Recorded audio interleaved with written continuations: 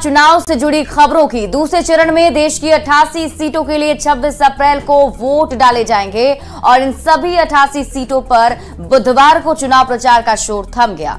दूसरे चरण में बिहार की 5 सीट पर वोटिंग होनी है।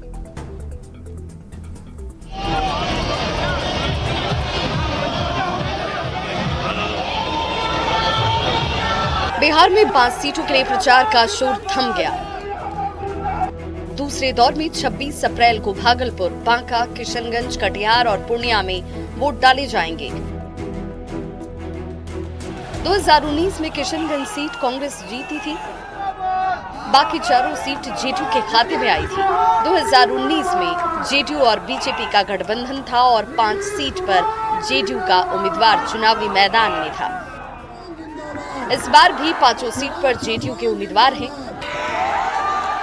पीएम मोदी ने पूर्णिया में जेडीयू उम्मीदवार के लिए प्रचार किया तो अमित शाह ने कटिहार में, राजनाथ सिंह ने भागलपुर में प्रचार किया तो नीतीश कुमार सभी 5 सीटों पर चुनाव प्रचार करने के लिए पहुंचे। पूर्णिया में पीएम की रैली में सीएम के नहीं होने को लेकर विपक्ष ने सवाल उठाए थे। इन 5 सीट में सबकी नजर पूर्णिया पर है। यहाँ त्रिकोणीय मुकाबला है।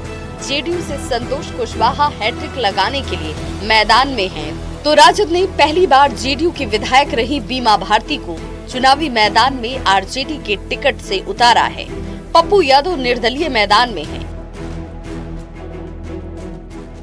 टिकट की आस में पप्पू यादव ने अपनी पार्टी का कांग्रेस में विलय किया था, लेकिन सीट आरजेडी के खाते में चली गई और पप्पू यादव को निर्दलीय ही लड़ना पड़ा।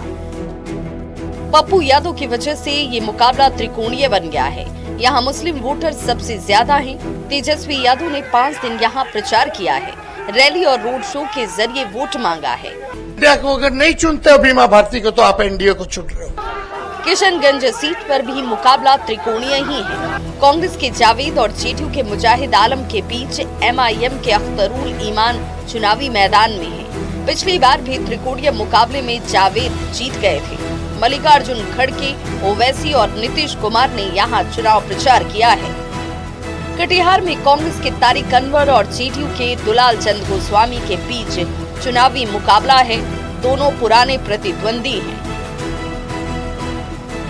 भागलपुर में कांग्रेस के अजीत शर्मा इस बार जेडीयू के अजय मंडल को चुनौती दे रहे हैं।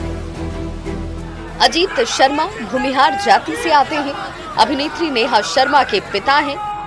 राहुल गांधी ने यहाँ रैली भी की थी। बांका इस बार चुनाव में ज्यादा चर्चे में नहीं आया। यहाँ 2 पुराने प्रतिद्वंदी एक दूसरे के आमने सामने हैं।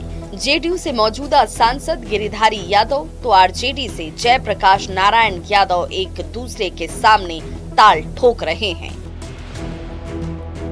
बिहार में ऐसी कुछ ही सीट है जहां दोनों तरफ से एक ही जाति के उम्मीदवार हों।